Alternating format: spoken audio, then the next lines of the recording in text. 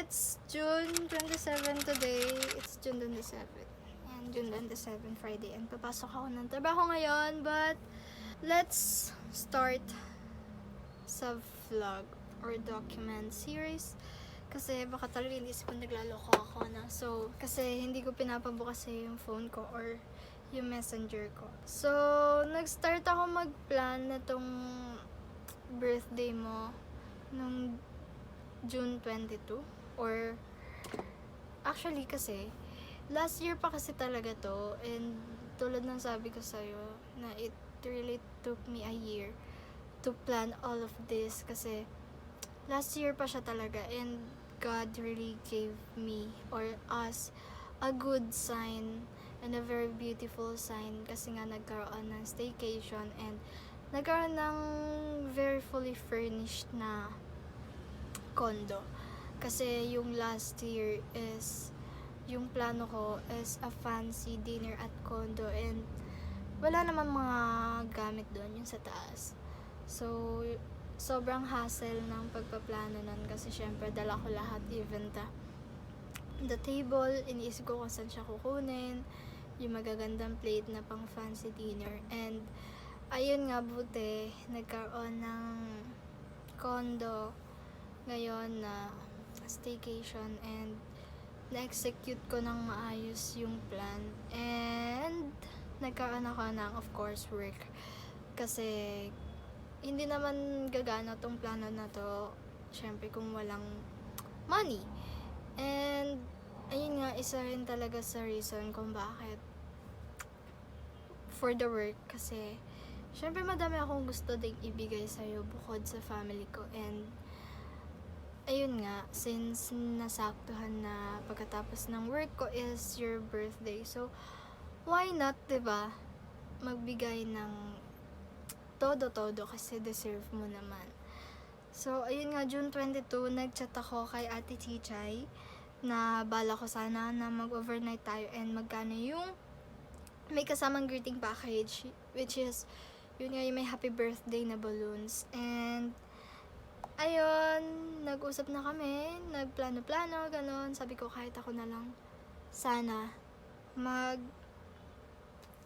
maglinis, mag-set up ng lahat.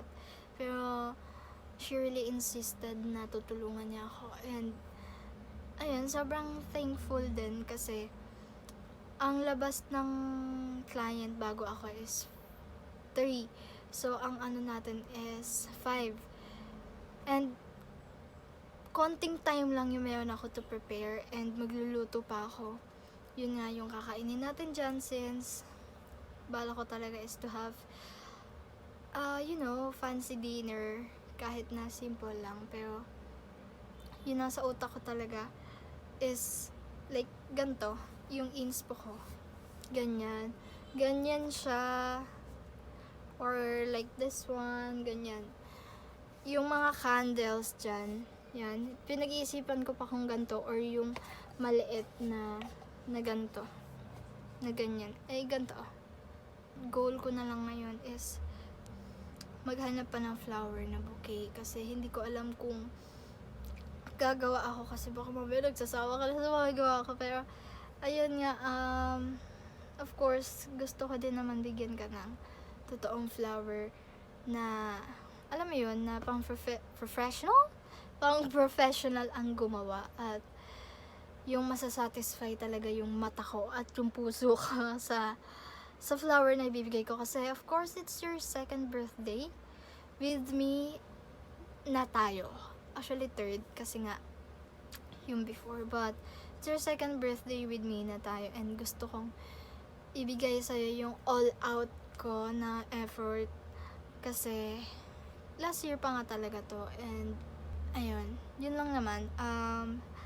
Ang goal ko lang talaga ngayon is yung ingredients ng mga lulutuin ko, yung bread, kung paano ko siya lulutuin, yung mga kakainin natin, yung fruits and all.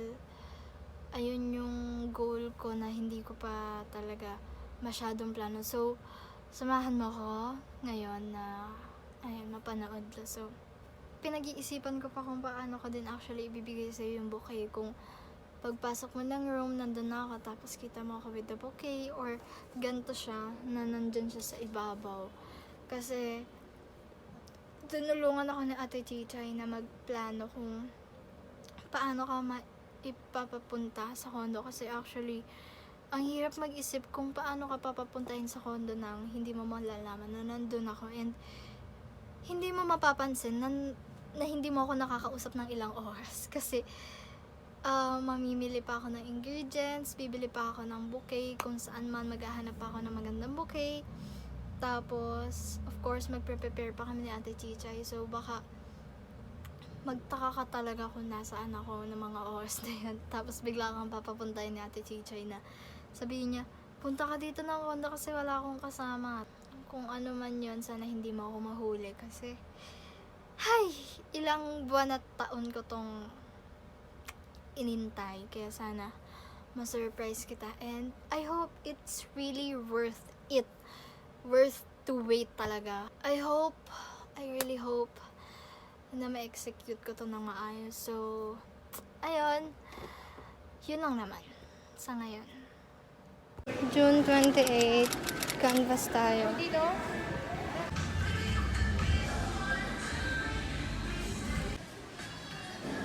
Siyempre, sa kabila kailangan natin ng mushroom. So, tingin tayo ng mushroom dito.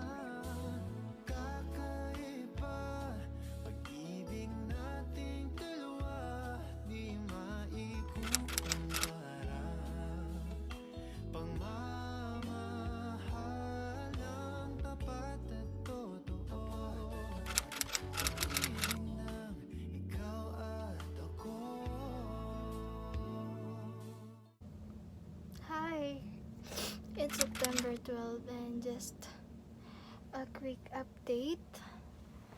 So,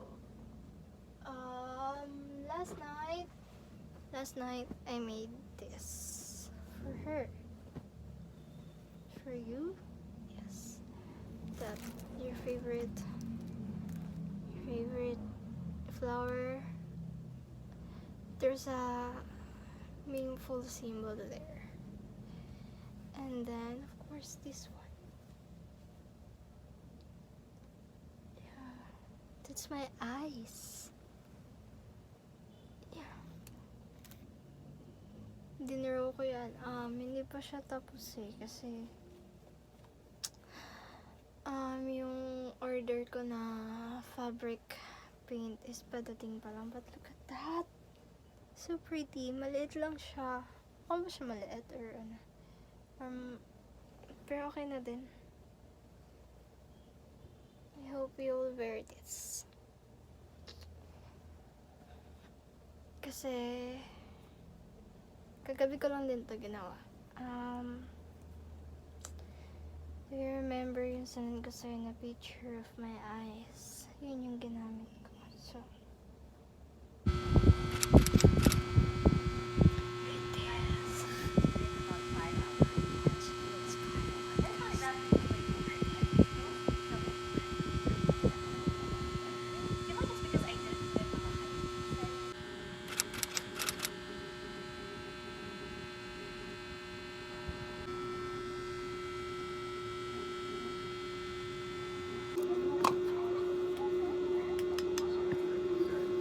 So, ngayon,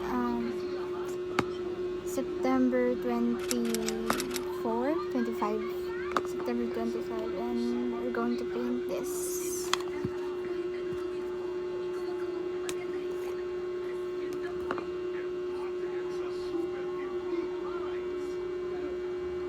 Wala na akong ibang kulay, ito na lang.